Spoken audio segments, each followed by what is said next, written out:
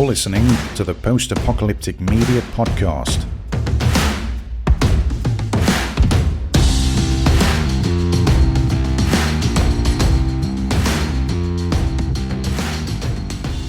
Hello, everyone, and welcome to the Post-Apocalyptic Media Podcast. I'm your host, Derek. I'm joined with Sean.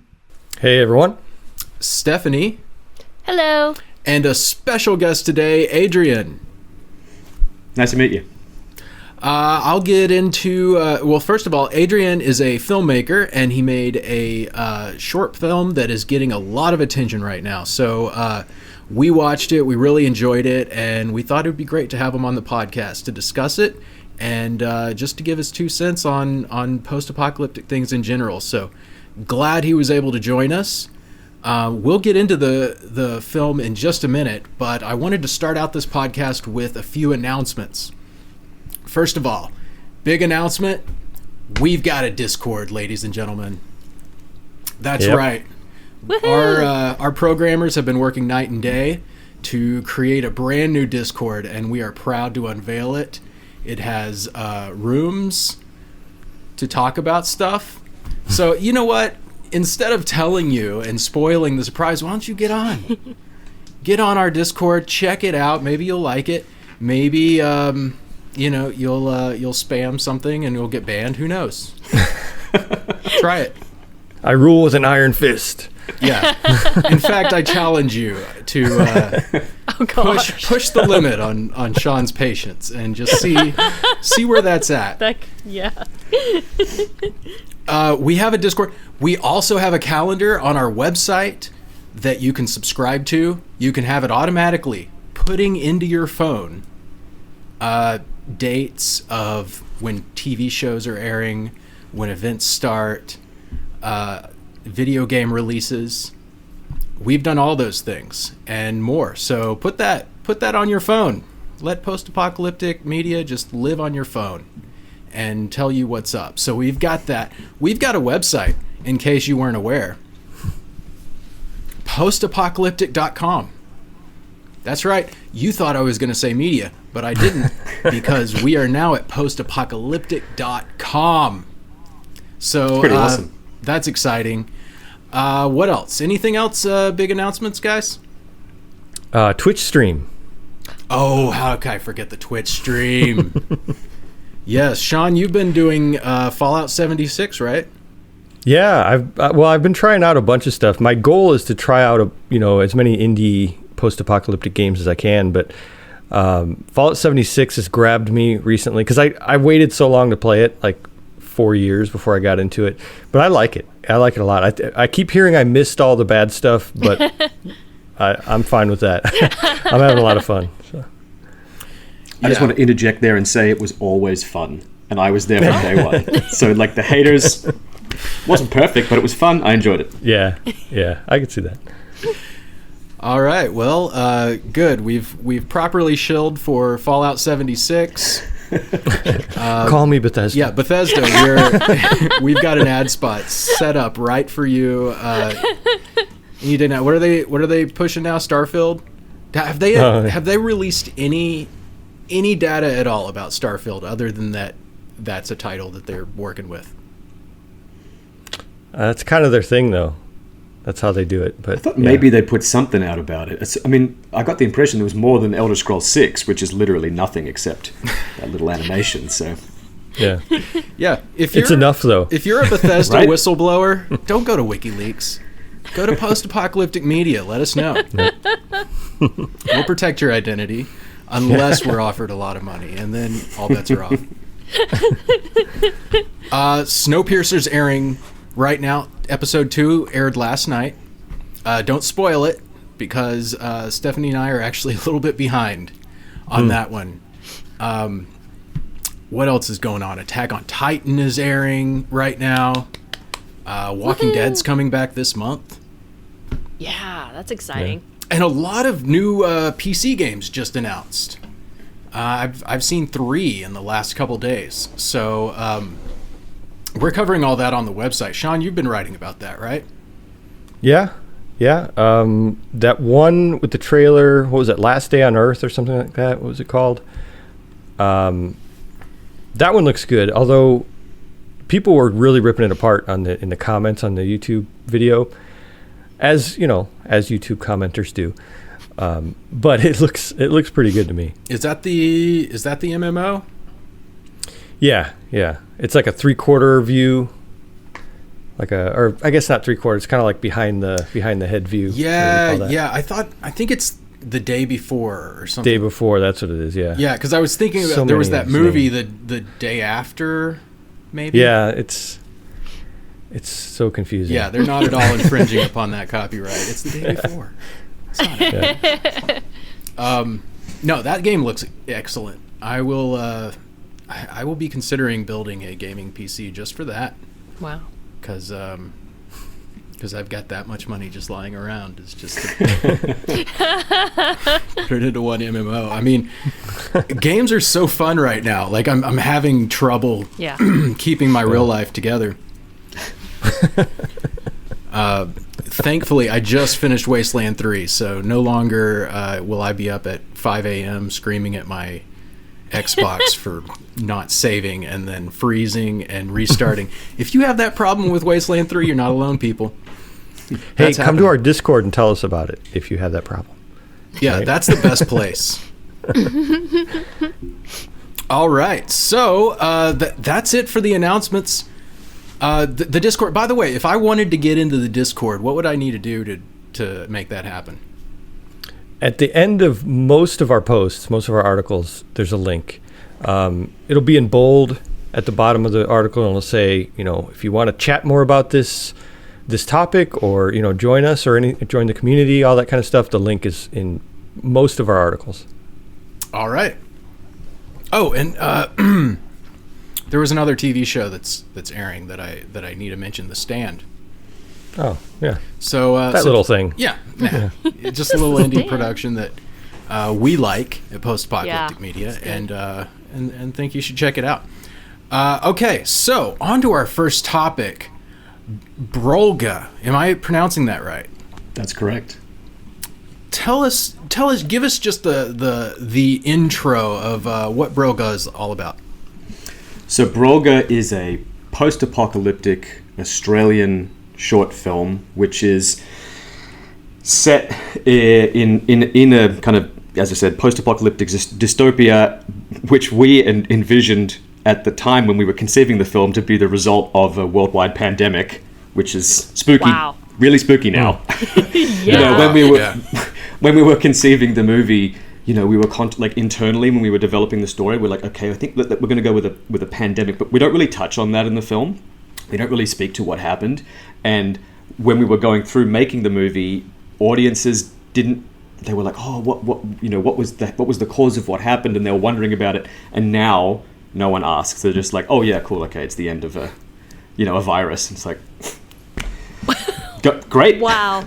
Yeah, it's spooky. But the story follows a couple of characters in this kind of derelict environment, and certain circumstances throw these characters together. It's only a short film, so the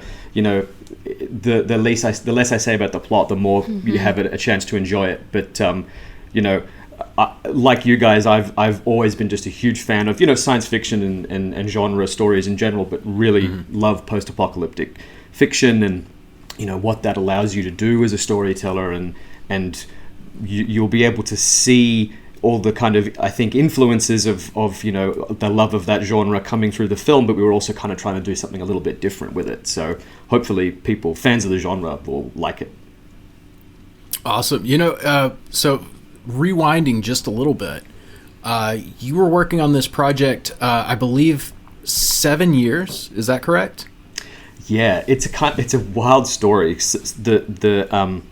It has been now in 2021. It's actually been 10 years since we first got the ball rolling on the film, and that's because it originally started as a film school project back in 2011 when I was in film school here in Sydney, Australia. And we shot certain portions of it, and those things got cut together. But life intervened, and you know, luckily, like, it's not a sad story. Luckily, just kind of work intervened. I finished film school and started to get work working in the film industry. And when you're getting, you know, paying work and you have to concentrate on that, sometimes you've got to shelve those personal projects. We all know that. And things just kind of, you know, snowballed in a way where I was like, I'm super lucky to be able to go from job to job, which, you know, when you're working as a creative or an artist, you're just like, you're not going to look that gift horse in the mouth. You're just going to be like, great, I've got work, I can roll. You know, you're just trying to make your way in the industry, and suddenly, like, these years tick by, and you're like, we never kind of finished that project because we needed to get more stuff. It was the classic scenario where, you know, we shot this amount, but we realized, well, we need to get all these other pieces, and we'd cut the film together, and it was like, all these, you know, we never grabbed these things, and we always intended to get them later, and that just kind of, time got away from us. And then in 2017, you know, which was only 6 years after that time, you know, finally we were like, okay, we've really got to finish this film, because so many people worked really hard on it, and a lot of people gave up their time and, you know, worked for very little money or for free to do it, and getting it up was really its own kind of challenge, and it would be a real shame for it to not be seen. So finally we pulled it out, we got the edit back together, and then we realized all the stuff we needed to get in order to finish it, and then that journey kind of started again up until when the film was finished, kind of mid-2019. Oh, okay. Mid-2019. All right. Tell me about, like, the timeline. When did you start? You started a Kickstarter, or was it Indiegogo? It was Indiegogo. So yeah, the film was finished in 2019, and then it was on the festival circuit until it only came out this past November. It was on the festival circuit for like a year and a half. But you know, I work as a writer and director and as an editor, so I was able to, you know, cut the film myself from my home office. But, you know, even when that's done, that you've got to have the sound, you've got to do the music, you've got to be able to create the deliverables to screen it in cinemas and stuff like that. And so we did need some money to get us across the line. So we did an Indiegogo campaign, and that's the first time I'd ever organized a crowdfunding campaign. And I did, you know, the research and spoke to other folks that had done it, and, you know, decided that Indiegogo was the way to go, because they let you keep whatever you raise, and that's the only group from my research at the time that does that. And, you know, we were just happy to have anything to help us out. And so we set a target for $15,000. And over the course of our fundraiser, we raised $7,000. And that was great. You know, like, that was so lovely and really kind and wonderful of all the folks that contributed to that. And that really, really helped us get over the line. And I paid for the remainder out of my own pocket. The final costs of, like, sound and music was in, like, the $16,000 region. But that was because I wanted to use some of the wonderful teams I've gotten to know here in Sydney, who I knew were really great. And sometimes you get what you pay for, right? So it was a little bit more costly. It certainly was a bit of a weight on my wallet, but I'm really happy with how it turned out, and I'm so grateful to all those folks that contributed to the campaign. Yeah, no, it's excellent, and I recommend. You know, you can view it on YouTube right now. That's right. You can view it on YouTube or Vimeo, or you can look on. It's on my Instagram. You know, it's everywhere. But YouTube is the main one. Just type in Brolga or Brolga short film, and it should be the first thing comes up. Yeah, it's the first thing that comes up, even though that is an animal species as well, right? That's right. The Brolga is an Australian bird, and that is actually something that's really interwoven into the story. And you know, that played a huge part in how the film got created, because there's a huge part of the story which was this collaboration with Michael Connolly, who's an Australian artist here, Australian Aboriginal artist, and the film is really kind of a collaboration of these kind of two different perspectives on certain kind of themes and ideas, and the Brolga crane plays a huge part of it. So, did you? I heard mention about the Chernobyl or the exclusionary. Yeah, so tell me about that's fascinating. It's so wild. It's enough for its own podcast, right? Like, you could do a whole episode on going to Chernobyl.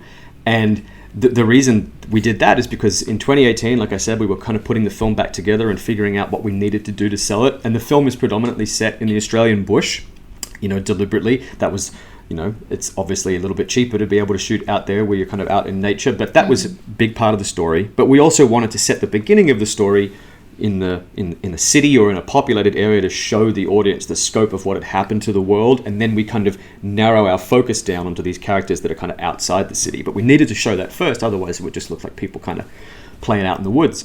And we did do some kind of digital work for that, to some CGI shots to kind of get that working. But we were really like, okay, how do we do this? How do we get a bit more production value?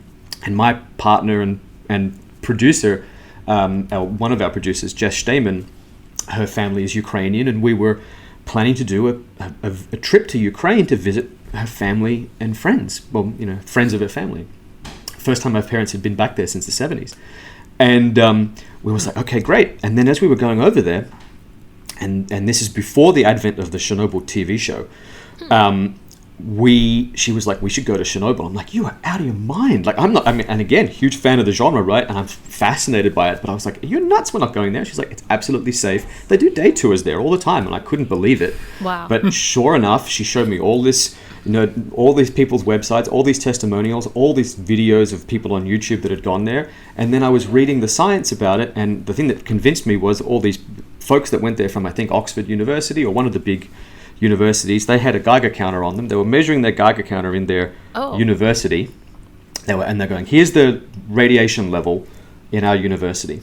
And then they do a smash cut to, they're in the middle of Chernobyl, and they're looking at the Geiger counter. It's barely changed. Wow. And then they cut to, here's us on the plane flying from England to Ukraine. And the radiation level when you're up in the air is like so much higher than it is. Just by virtue of being higher up and closer to the sun. And I was like, well, fascinating. There you go. So so I said, well, in that case, we've got to go. We've absolutely got to go. And so we looked into it. We did all the necessary kind of bookings and stuff to go there. And then we found ourselves on the bus driving to Chernobyl. And it's about a 2-hour drive, if I recall, from Kiev, which is where we were staying. And as we were driving, they put on this documentary on the television in the bus. And that was where we really kind of learnt the full scope of what happened. Because this was this documentary about the ongoing discovery of the real scope of the death and the destruction that happened there. And we were like, oh my God, we had just no idea the scope of what had happened. And I was sitting in this bus going, man, someone's got to do a mini series about this. And then like lo and behold, it's like, guys, we're way ahead of you. We're doing that. And that only premiered like a few months later. Wow. But we kind of realized as we were going in, like, what, this is actually, we knew it was an incredibly important historical site, but when we got this real tangible sense of the human loss and kind of the pain that had been there, we're like, okay, we really do have to treat this delicately. We can't just be going in willy-nilly, because we brought some camera stuff, but it's like, okay, we really can't just be running around. We've got to do this really respectfully and mindfully and be conscious of what we're doing. And so when you watch the film, there are shots in there from Chernobyl. We did get some shots which I think worked really well, but you're not going to see things that are incredibly, instantly recognizable as Chernobyl. You're not going to see, the Ferris wheel. You're not going to see that kind of stuff. We did obviously see all that stuff, and it was incredibly powerful. But, it wasn't like, we didn't want to be gimmicky. So the things you see in the movie are kind of more little glimpses, kind of little snapshots of things that are frozen in time. And we think that kind of worked really well. So we were happy how it turned out. But it was a really incredibly profound experience. And I think that once things return to normal, if possible, people should go there and visit it, because it's really it's very powerful. I can't imagine what it would be like to be there and see it and know what happened. And wow. Yeah, because they take you on a journey, kind of the perimeter, and so you're going to kind of some of these smaller, quainter little villages and tiny little things that look like they're from like the 19th century. It's absolutely crazy.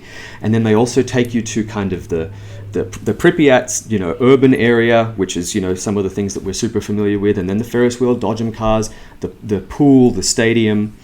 And then they take you to the reactor, and you're only like, 50 meters away from the reactor. It's right there. Wow. I've got photos on my Instagram of me standing right there. And then one of the other things that's incredible is they take you, down this other road, and you're going down like a bush path, and suddenly there's these old abandoned statues of like a giant children's toys and like children's blocks stacked on top of each other. Creepiest thing I've ever seen. And the bus turns and we go in there, and the guide is saying, okay, we're about to enter a secret military installation, which was even hidden from the locals that lived here, and that's why you see all of those things at the front.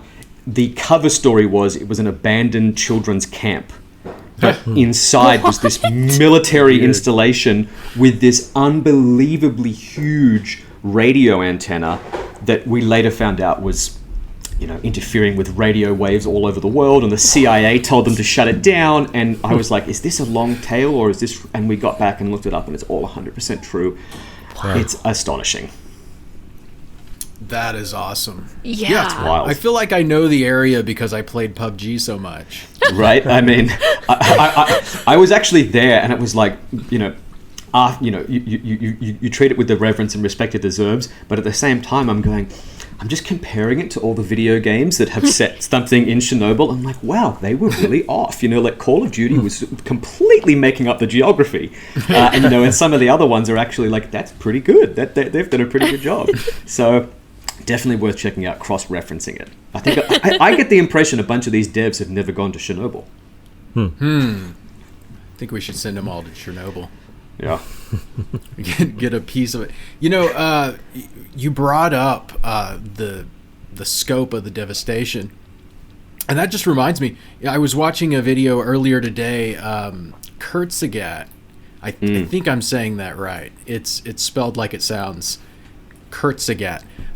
They just released a video about nuclear power, and where they compare the relative safety of different types of power. And I was surprised, that they're saying, based on the estimates, that coal kills more people every year than nuclear power does, if you average all that out. Oil power also kills more people. So, I'm no scientist. I haven't looked into it, but that's an interesting little educational piece if you're interested in nuclear power. Because obviously, what happened in Chernobyl was the result of negligence and bureaucratic madness, and it didn't have to happen. It was just because they let things. See the show, you'll find out. But see the show. Did you like Chernobyl, the HBO show? Yeah, I thought it was amazing. I thought it was incredible. As a piece of filmmaking, I thought it was incredible. And, the thing about it was that watching it, we had literally just heard a documentary account of the things you were seeing. And so much of that stuff that you saw, we're sitting there on this bus going, that is absolutely unfathomable, because they're describing it and they're talking to people that are giving accounts, but you're thinking about what that would look like. And then what they did in the show, when they've got their clothes off and they're doing all that, tunneling and stuff, I'm like, this would be like a living hell. And I was like, yep, that's pretty much how they portrayed it. Wow. All right, so I know it would take too long for you to list off the awards that Brolga has received, but tell us a couple of the awards. Well, we've been really lucky. The film is screened in about in like 30 or 40 film festivals, and that's been really nice. We've won a bunch of best film, best I've been super lucky to get some best director awards and best sci-fi awards, because obviously we put the film into some genre festivals and also into some kind of broader festivals, and in those broader festivals it's been really nice to be given the kind of genre recognition. But I think the things that I'm most proud of are the awards that have gone to our cast. Because those guys work so hard, James and Tiani, especially the two lead actors, they just were so tireless and were so great. And it was a really, especially James, if you watch the film, he spends so much of the movie on his own, without any dialogue. And oftentimes he's got to do things in like crazy big close-ups. And it's hard to do that. And so when people are, coming up and going like, I really like the performances, they were really good, that's actually the most satisfying thing to me, because I want those guys to get the kudos. Absolutely. And to go back to kind of the casting and everything, I don't think I'm spoiling anything from the short film, because it's in the very first scene or frame of the film, where it talks about the origin of there's a story within the film, and it comes from, is it a native tribe within Australia? So yeah, a huge portion of the story is, like I said, is a collaboration with Michael Connolly, who's an Australian Aboriginal artist, and the Aboriginal culture or cultures. There's many different cultures and many different social groups that have been living in Australia for like 50,000 years. Oh wow! The oldest still functional and the oldest culture that still remains alive today in the world. Growing up as a non-Indigenous Australian, my family hails from Ireland and Scotland and England.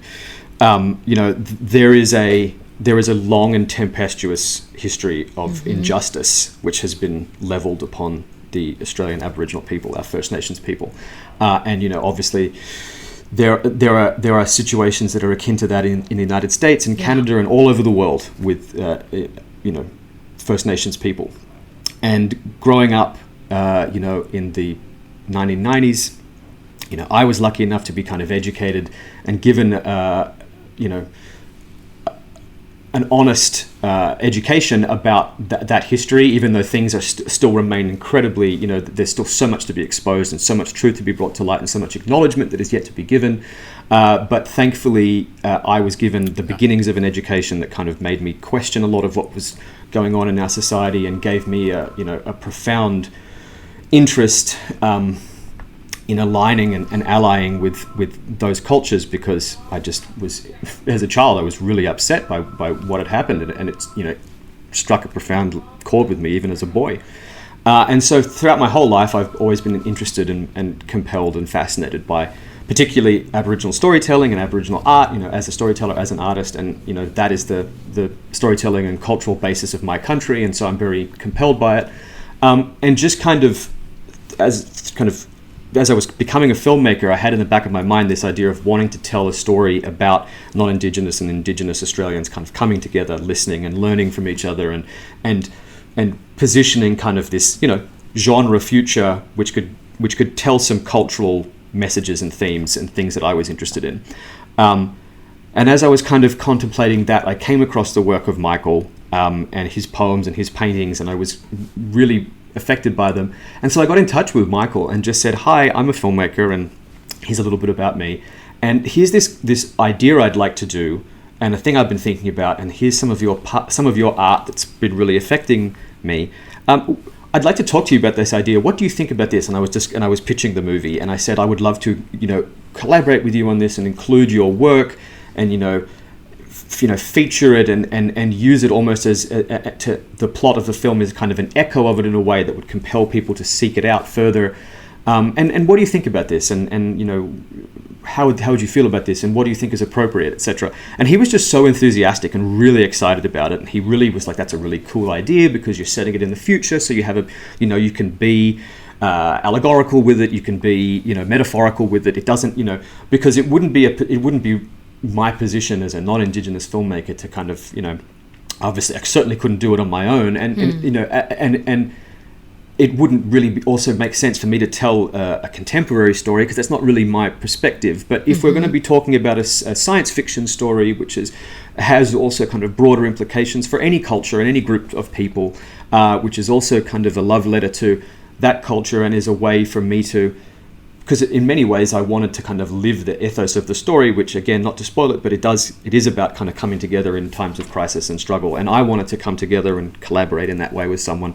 And so Michael letting me include that work and then being a source of feedback on the film and coming to see the film was actually the best part about the whole process. That was the most rewarding thing. And him just being so supportive and pushing the film and happy that the film conveys what he wanted to convey and doing press for the film and stuff. It was just so wonderful. And so overall, like we agreed the film is not for profit. When we spoke to each other, he's like, "Great, look, I'd love to be involved, but I don't, as long as it's not for money." And I was like, "Look, I would never actually want to make money off this film because that's not really what it's about. That I feel that would be kind of just inappropriate. But if we can just do it, might sound self-indulgent, but I was just describing it as like if it's a public work, it's just something we just put out there and people want to watch it. No cash, but that's just been so satisfying for me. What's next for you? Thankfully, lots and lots. I mean, the film industry is in a tough place all over the world right now, but here in Australia, thankfully the coronavirus response has been so great. We essentially locked down and everyone put on masks, and for all intents and purposes, we're still here in Australia. If there's 1 or 2 cases a day, then it's like national news. Wow. So nice. It's absolutely great. And we still actually can't do interstate travel because at the end of last year there was a flare up of 5 cases, and that meant that all the states shut down. No one's going to any other state. It's crazy. But what that means, and if you travel into any of the states, or if you come here from overseas, it's a mandatory 14-day quarantine. You cannot leave your own home or a hotel. It's crazy. But that means that we can continue on as normal. We can go to the movies. We've got everything, basically as is, even though everyone's still masking and whatnot. But it's lovely. Yeah. So what that means is, we've got a lot of film production that's coming over here and now shooting here in Australia. Our independent scene, our low budget scene, people that are still trying to make it, it's still actually hard for them because we've got a bunch of big productions coming in, but the small timers are still struggling. So it's not ideal, but things are getting better. I was lucky enough to work on a new Netflix show called Dive Club, which is a show that's actually just finished shooting here in Australia, in Queensland, up where they kind of shot Aquaman and a bunch of these other recent films where they're shooting the Elvis movie. They shot some of it there. And that's a show that's a collaboration between Channel 10, which is an Australian TV station, and Netflix all over the world. So it'll be on Channel 10 here in Australia, but it'll be on Netflix everywhere else. Netflix for you guys. And that's a really great it's a series about a group of girls who are dive enthusiasts, and there's a storm on their island, and one of them goes missing, and people believe that she's been lost in the storm, but the girls actually suspect that there's something else afoot and that she's disappeared under mysterious circumstances. So it's actually a bit of a mystery. Ooh. And it's a really, really great show. Like I said, I was lucky enough to co-write 4 episodes of the 12-episode season with my writing partner, Kyra Bradshaw. Cool. And all directed by women, which is fantastic. 3 female directors who I've worked with who are wonderful. So keep an eye out for that. That's going to be so great, coming this year sometime. Okay. Dive Club and Brolga. You can search for that. That's on YouTube, Brolga, correct? Nailed it. All right. Sean, tell us what's going on with your background. Where are you right now? Well, I relocated to a little safer area. Oh. The zombies I'm a higher up, so the zombies can't really get me. There's a little ash in the air, as you can see. I was wondering if those were bubbles, like you were underwater, but it's ash. No. Yeah. I should be wearing my mask. I took it off for this show, so, All right. So potentially Sean's final episode. Potentially. Or a different form of Sean, maybe next time. I don't know. Mutant Sean. We'll see. Yeah, whatever it costs. If we need to hire a CG guy to turn you into a super mutant, that's what we'll do. It might be FIV floating in the air there. That might be it. Yeah. So, All right. What's your topic this week, Sean? Well, there's been so much going on. The biggest thing I wanted to talk about was the Twitch stuff, which we kind of touched on earlier, because I've been having so much fun in Fallout 76. Earlier I tried playing New Vegas on the stream, and of course that new mod came out, the Frontier, but I haven't been able to play it yet because it's not on Steam, and it's been driving me crazy. But what's crazy is I was watching a lot of videos on it, and people were talking about how it's not that great. I've actually been watching videos of people kind of making fun of it, and like kind of going through and this mod and like saying this is broken, and like showing kind of the funny parts about glitches and things like that. So I've not been playing that, and I've instead been kind of throwing myself into Fallout 76. And when I started the stream, I started with my main. I say main because it's only level 34. So I started a new character because I want to do one just on the stream and just kind of concentrate on that. So I started a new character yesterday on the stream, and it's been fun, just kind of running around, and it's fun, like going back and remembering all these things from the very beginning of the game, and you're like, oh, it's so innocent, when you had to do these little quests and you weren't being shot at by super mutants yet. It's fun. But so that's been my big thing. I think it's been a lot of fun.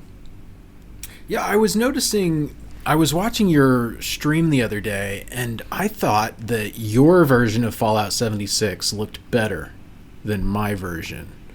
And I was thinking maybe it was because you're on PC and I'm on Xbox. Oh, yeah. That's probably it. Yeah, because I have full, very high settings. Everything's on very high and on PC. So, yeah, that's probably it. Yeah. I got to come play with you, dude.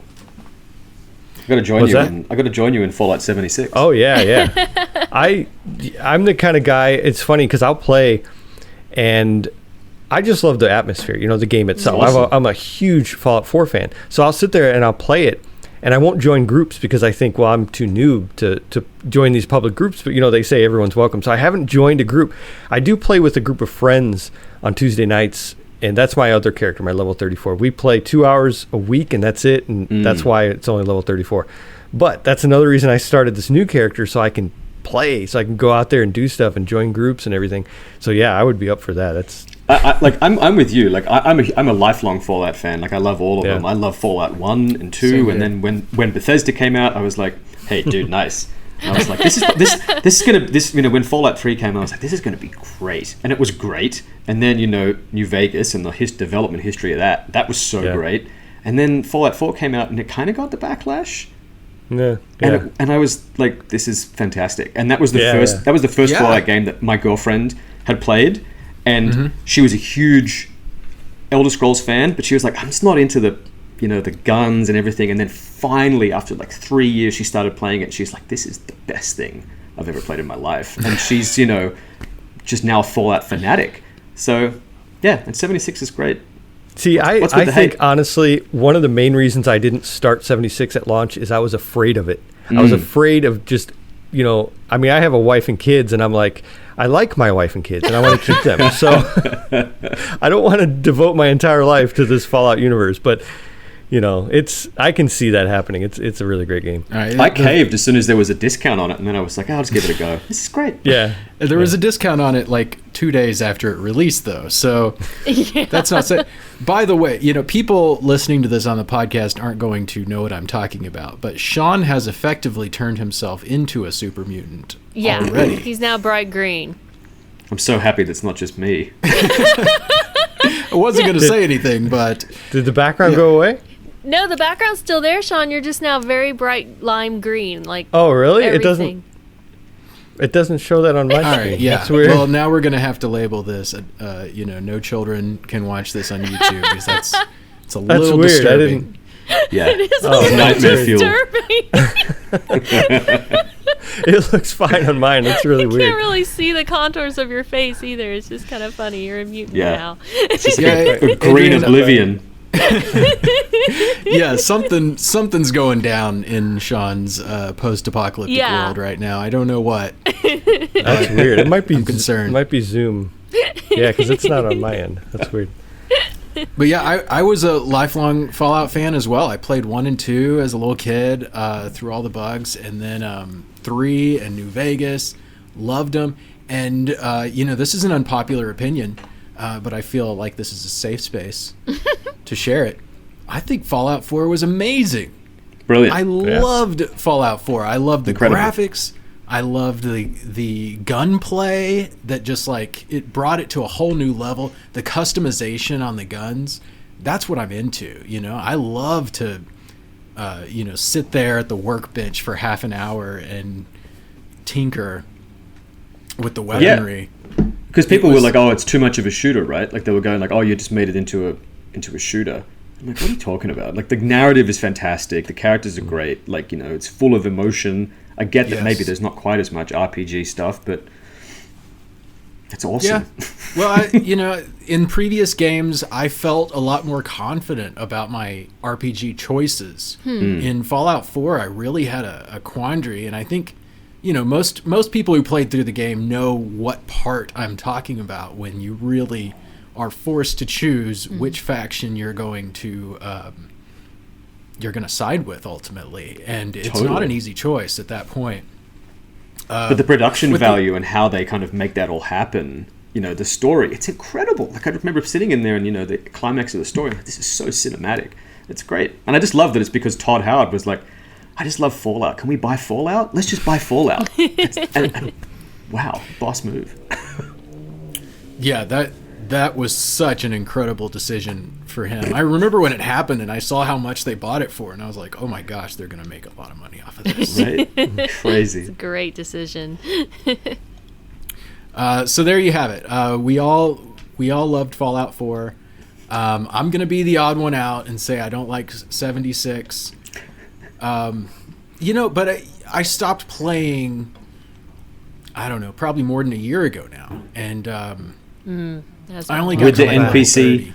with the NPC patch, like you It was you gave before that a the go? NPC patch came along. Yeah. Oh, so it's a different game now. Yeah. Huh. Okay. It's a different game now. Fair enough. It's all populated by NPCs now, and so it's so much more evocative of the Fallout 4 and whatnot. Because everyone was like, I don't know about this, even though I still enjoyed the vanilla. But so many people, and they go, okay, well, in the first major patch, we're going to be, not major patch, but the first update, we're going to be bringing in a whole new bunch of NPCs. And so now the world is full of non-player characters, and it feels like a regular Fallout game. So give it another crack. Wow. All right. Yeah, I need to get back into that. That's I found I started getting into mods for Fallout 4. Oh, me too. And there's some incredible ones. Sim Settlements changes the game. It's a whole new game. Oh yeah. Did you play that, Adrian? I've not played it, but I've heard that. Yeah, it's heard that it's like virtually like a total conversion in the sense of how it changes the dynamic of the game. So, like, tell me about it. Yeah, well, in Fallout 4 Vanilla, they let you build cities, but like you can recruit people to your city, but they're lazy and they don't do anything. They just sit there and wait for you to give them stuff. And I'm glad you're here from going out and advancing your quest. Could you build me something now? Yeah, just busy? bugging me. So what Sim Settlements does is it puts them to work. So you're basically like the muscle that's protecting the settlement. You can bring them supplies and help them to grow, but while you're gone, they're going to be building stuff. They're going to be producing an economy, and they'll give you some resources. Much like a real settlement would. They've gone even deeper, and they have faction warfare where there's raider factions and you can go conquer cities. It's gotten pretty deep. I haven't gotten into all the new stuff, but yeah, it's extraordinary what they've accomplished, and they have a community that just keeps on pumping out new content. They have city building contests where the winners get like $100. It's very impressive cool. system. I gotta check it out. Yeah, absolutely. Check that out. There was another mod that I put on there that was a hardcore mod, and heard of that. that changes the gameplay in a big way because traditionally you have enough armor, you can take quite a few bullets, and you come to a boss battle and they're very spongy. Not if you put hardcore mod on, you can get one hitted, one good shot and it'll take you out. And same vice versa. There's no bosses that can take a 50 cal to the head and just keep on fighting you. So it makes you like reassess all these situations. Used to I would role play it a little bit where I'd approach some raiders and I'd be like, in real life I wouldn't just start shooting random people. I'd try to make contact. But when you have the hardcore mod on, you really got to assess, do I try to approach this NPC? If they're going to just turn and shoot me and kill me, maybe not. Maybe I do hide in the bushes and take a shot at them unawares. That's cool. So anyways, those are some fun mods. And gosh, I'm a little disappointed, Sean, to hear about the feedback for the New Vegas mod. Yeah. I mean, I take all that with a grain of salt. The most vocal people are usually the critics. And especially in a Bethesda game. I don't know why. They just when the new game comes out, people rub their hands together. What can I pick on? You know, because everyone else is busy enjoying the game. Yeah, exactly. Right. Exactly. People that like it are playing the game. Exactly. Yep. Yeah. So I watch those videos, and they're kind of funny, the things they pick apart, but a lot of it is really nitpicky, and a lot of it is actually already in New Vegas. You know, like the crazy ragdoll physics where you step on something and you go flying through the air. I mean, that's already in there. So I don't know. It's ragdoll it's fun. physics. Yeah. It's a great term. Let's see. What are you? Is Fallout 76 your main game, Sean, or you got others on the agenda? Yeah, I'd say now it is. I tried like No Place Like Home, which is a little like a farming, post-apocalyptic farming kind of game. I played that on the stream a couple times. It's early access though, so it doesn't have a lot of content. What else? Oh, Mad Max. I've been playing Mad Max again. I beat it on the Xbox, and so then I got it for PC when it was on sale at the winter sale, the Steam winter sale, and it was like $2.99 or something. I couldn't pass it up, so I started it again and started playing it. That is an amazing game. I love that game. So Great much game. fun. Yeah. Didn't think it would be good. It was great. Yeah, I love the vehicles especially. Really great. Awesome. Steph, what's your topic this week? Oh, well, my topic is basically just looking at an article that Sean wrote yesterday that I'm very intrigued by, and it is the announcement that a proper Cloverfield sequel is in the works. So that's kind of exciting. I mean, we already had the two 10 Cloverfield Lane and the Cloverfield Paradox. So, Sean, you wrote this article, but from what you can gauge, are they? I mean, those are still considered canon sequels, aren't they? Or is that up for debate now? No, they are. I think that they originally weren't. You know, especially like 10 Cloverfield Lane, they made it as, you know, a movie about a guy in a bunker and the girl goes in there and all that. And then they said, well, let's connect it. And I love that movie. I think 10 Cloverfield Lane is a great movie. John great. Goodman's amazing in that. It really is. But then Cloverfield Paradox is not so great. And I don't know if they are trying to distance themselves from that or what. But I think now this is like a proper part 2, you know, Cloverfield 2, where the other ones were kind of in that universe, you know, at the same time kind of a thing, and the feel of it and stuff like that. But this is a but it's not going to be found footage, they said. It's not going to be, you know, that late 90s Blair Witch Project thing that was very trendy, that was so popular. For a short period of time. So and it worked, you know, it worked back then, but they said now they're not going to do that. So I'm kind of curious to see what they're going to do.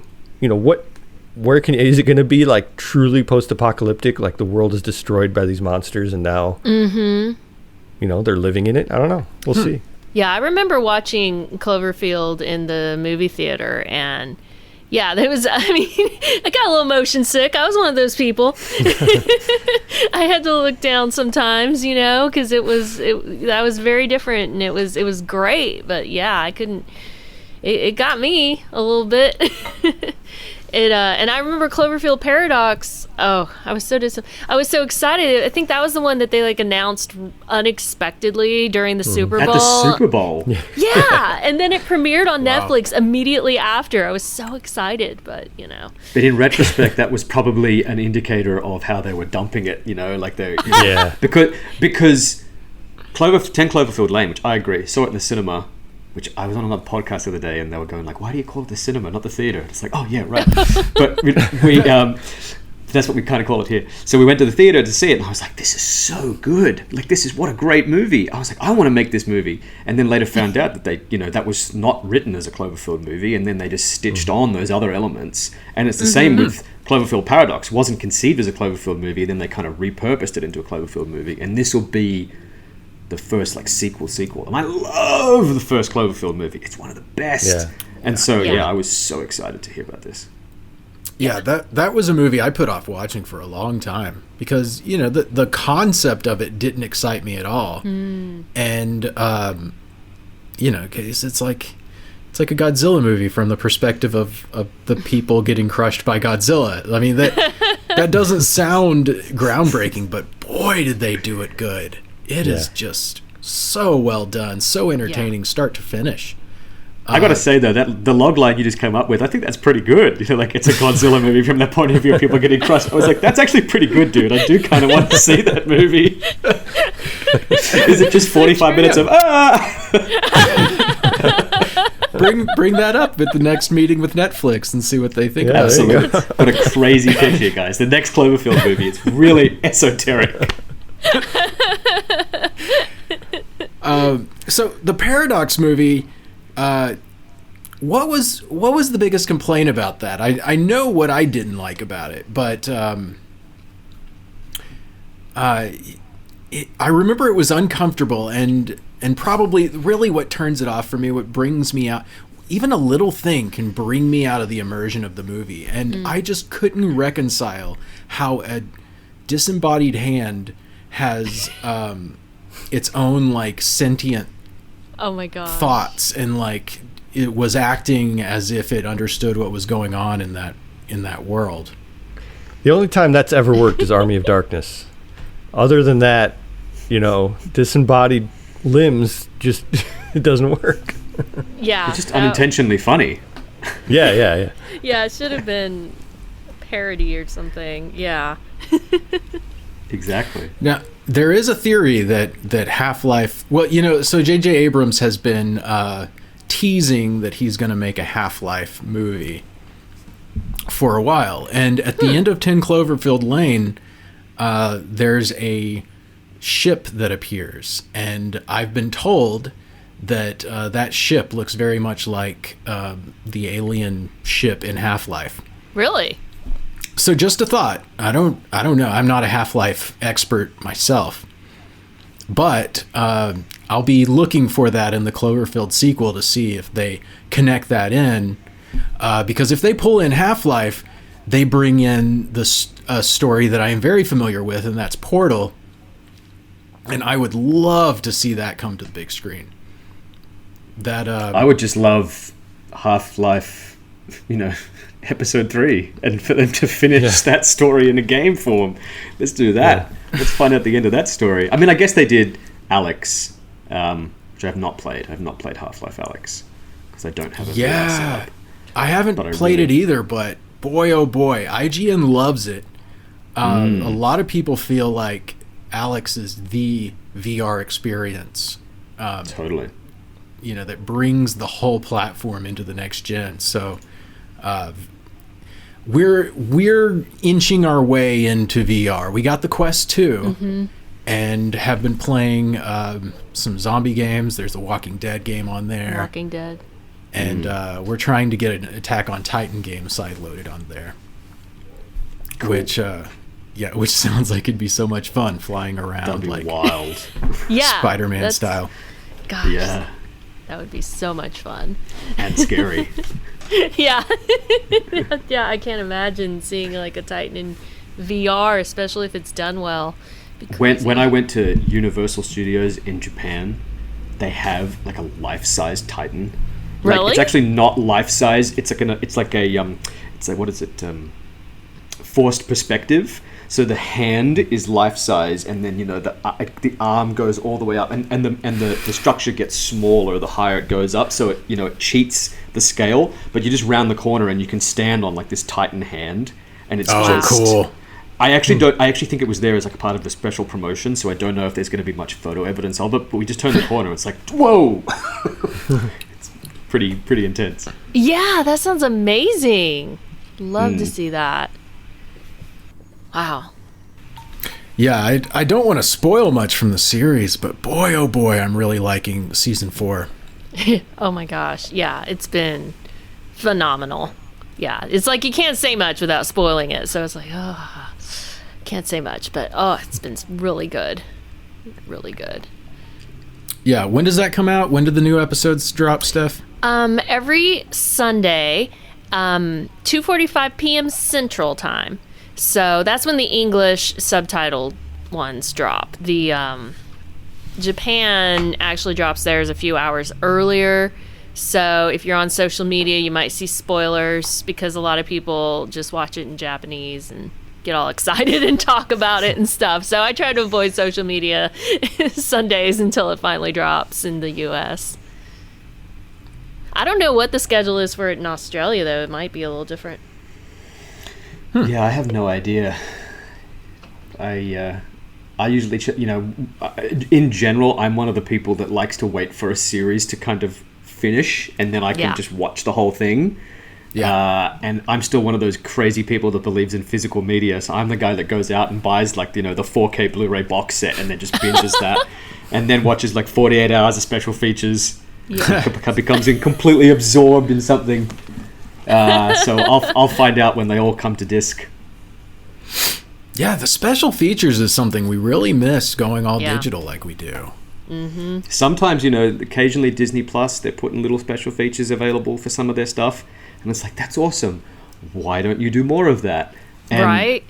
People I'm speaking to, folks I'm working with, I'll be talking about physical media and they're like, that's right. I remember special features. Why can't we have those? I really thought they were great.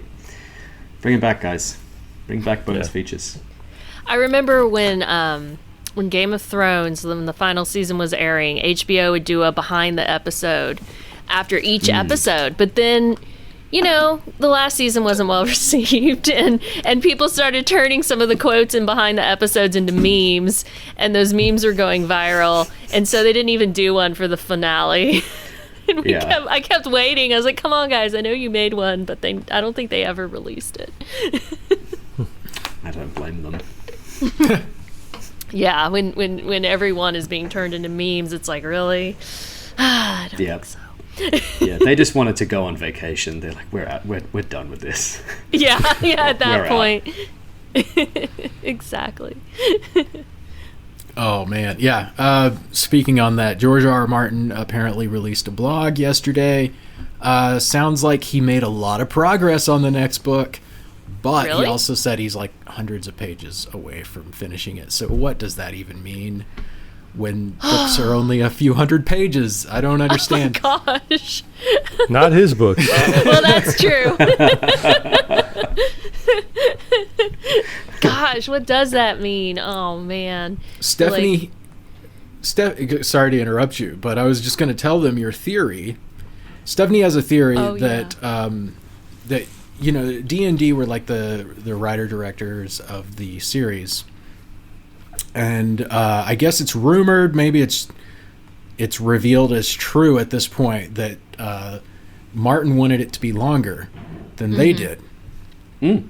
And so Stephanie's theory is that Martin gave them a false conclusion to the story, and that we will get the real conclusion from the books. So maybe that's a hope, but... I think Steph will be proven correct either way, because I think that even if that was the intended ending for the books, he just got the most valuable market research one could ever possibly hope to have, and now he's going to go, great, let's do something else, and then everyone will think I'm a genius, and they'll forget about the show, and, and I have heard the same thing, he's like, we could have gone for 15 seasons on this show, and it's like, oh, man. Yeah, it hurts to think about that. To think, they could have gone so much longer. But knowing the storylines that were cut, just that by itself, there's several seasons worth, and then how it concludes is just so. It was so fast, so rushed. It's not what you want. No. Yeah. No, definitely not. So I bet you're right. I bet he is going to change it, whether he had planned to originally or not. Yeah. All right. Well, I think that's a good point to go ahead and wrap up this podcast. Real quick, Sean, what's your Twitch? What's your Twitch handle? How are we going to find it? For the site, it's twitch.tv/postapocalyptic media. Post-apocalyptic media. Okay. And the Discord link, that's at the end of our articles. Come join us on Discord. I'm just going to throw that out there. I made a good long pitch for that at the beginning of the show, but we really mean it, y'all. Get on there. I just want to say thank you so much, Adrian, for coming on Yeah. and joining us, hanging out with us. We appreciate your perspective. Thank you so much. It was so great. And your short film, you're welcome. And your short film, Brolga, check that out. It's free on YouTube, y'all. It's a short film. Go check that out. It won good. awards. So Thank you so much. You know, you don't have to take my word for it. Mhm. You guys, we are putting out new podcasts every Friday. So check that. Make sure you're subscribed. And if you find it in your heart, leave a little review. Even if it's a negative review.